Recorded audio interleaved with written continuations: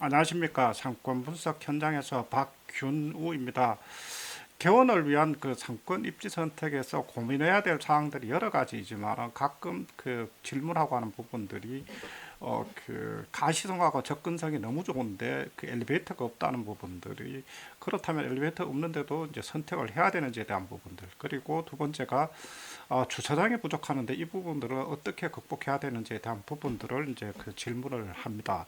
그래서 이 부분들을 오늘 이야기를 하려고 하는데, 첫 번째는 그 가시성과 접근성이 너무 좋아 보이는 2층 후보지에 엘리베이터가 없는데 이 부분, 이런 상가를 선택을 해야 되는지에 대한 부분들을 먼저 말씀을 드리겠습니다.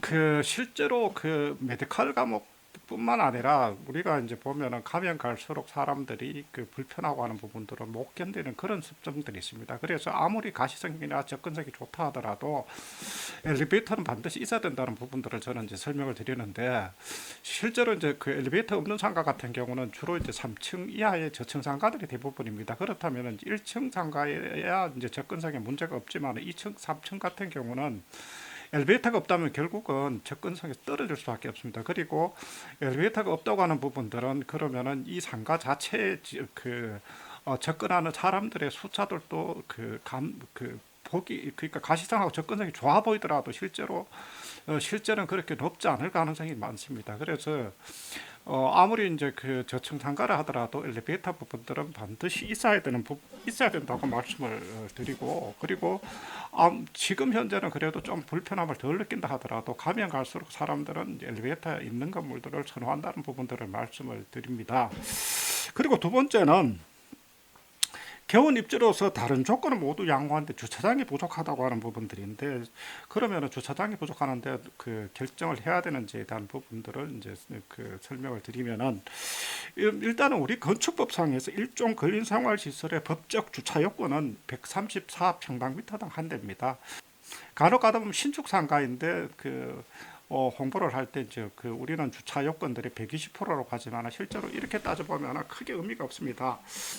따라서 이제 일종 근린 생활시설 의원으로 용도가 되어 있는 경우에는 어떤 경우에도 이제 주차 조건이 부족하다고 보면 됩니다. 그래서 이제 간혹 이제 이를 극복하기 위해서 너무 친절히 가도해서 이제 그 개원 초에 무리해서 발레 파킹 그리고 인근에 주차장을 따로 확보해야 되겠다고 이런 생각을 많이 하시는데, 저는 실제로 그 부분조차도 크게 의미가 없다고 생각을 합니다. 그래서 만약에 이제 발리 파킹 같이 이제 과도한 서비스를 제공했을 때는 한 번 제공을 하면은 그만두기가 어렵습니다. 그렇기 때문에 이런 부분들은 이제 심사숙고해서 결정해야 될 필요가 있고, 그렇기 때문에 과도한 서비스 자체는 아예 처음부터 시작을 안 하는 게 좋습니다.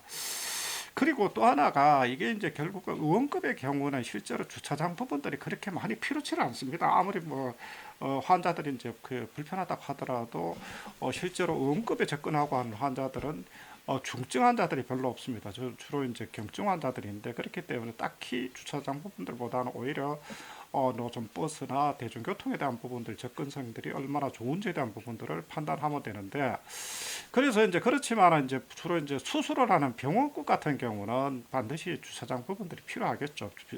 주차장 부분들이 필요한데, 그래서 주차장 부분들 뭐그 필요하면서, 그래서 이제 보통 보면은 이제 중심 상권에다가 이제 중심 상권이나 상권 입지가 좋은 쪽에다가 병원급을 하시는 경우들이 있는데, 이런 경우는 주로 이제 그러면은 임대료 자체가 상당히 높아지죠.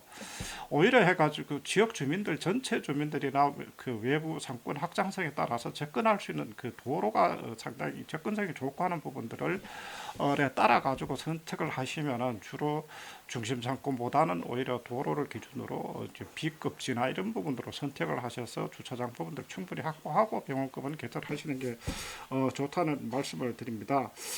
이 경우에도 이제 그 주차장 부분들을 하실 때도 주로 보면 남성 환자들은 그래도 조금 그 능숙한데, 이제 여성 환자들 같은 경우는 특히 기계식 주차는 주차 타워나 이런 부분들은 능숙하지 못합니다. 그래서 가능하면 그 자주식 주차로 주차 조건으로서 맞추는 게 좋고, 그리고 주차장에 진입할 때도 바로 진입을 할 수 있는 그런 부분들이 이제 좋습니다. 즉 예를 들어서 간혹 가다 보면은 주차장을 진입할 때 보면 꺾어지는 각도들이나 그리고 주변이 상당히 혼잡하고 할 때는 실제로 접근하는 데도 상당히 에러점을 많이 느낍니다. 이런 부분들은 물론 이제 세세한 부분이지만은 뭐 그런 부분들은 참고상으로 알아두시는 게 좋습니다.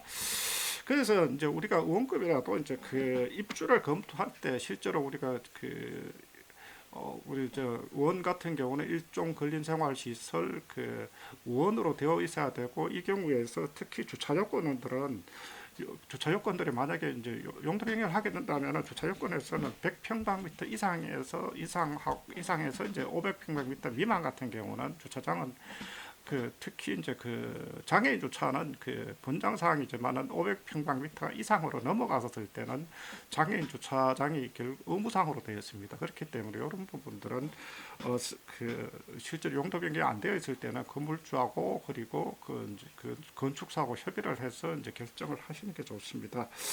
그래서 이제 가끔 가다 보면은 그런 용도 변경이 되어 있지 않는 주상복합 같은 경우에 이제 예를 들어서 오피스텔 상가들이 있습니다. 오피스텔 상가들이 있는데, 오피스텔 같은 경우는 또 오피스텔 주민들하고 상가 부분들이 주차장이 분리되어 있는 경우도 있겠지만은 간혹 가다 보면은 분리되어 있지 않고 모두 주차장을 같이 쓰는 경우들이 있습니다. 그러면은 장애인 주차장을 설치를 해야 될 때는 기존의 오피스텔 주민들의 동의도 얻어야 됩니다. 그렇기 때문에 실제로 예를 들어서 뭐 저도 이제 과거에 그런 예도 있었지만은 한 500세대 정도 되는데, 이게 처음에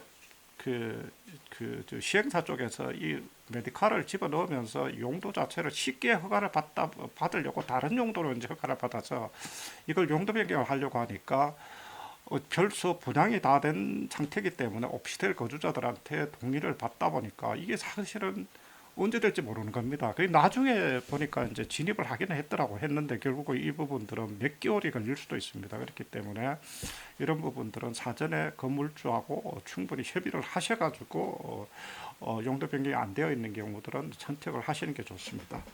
오늘은 메디컬 상가에서 간혹가다 저희한테 질문하고 하는 부분들, 엘리베이터하고 주차장 부분들을 우리 과연 얼마나 필요한지에 대한 부분들을 한번 말씀을 드려보았습니다. 감사합니다.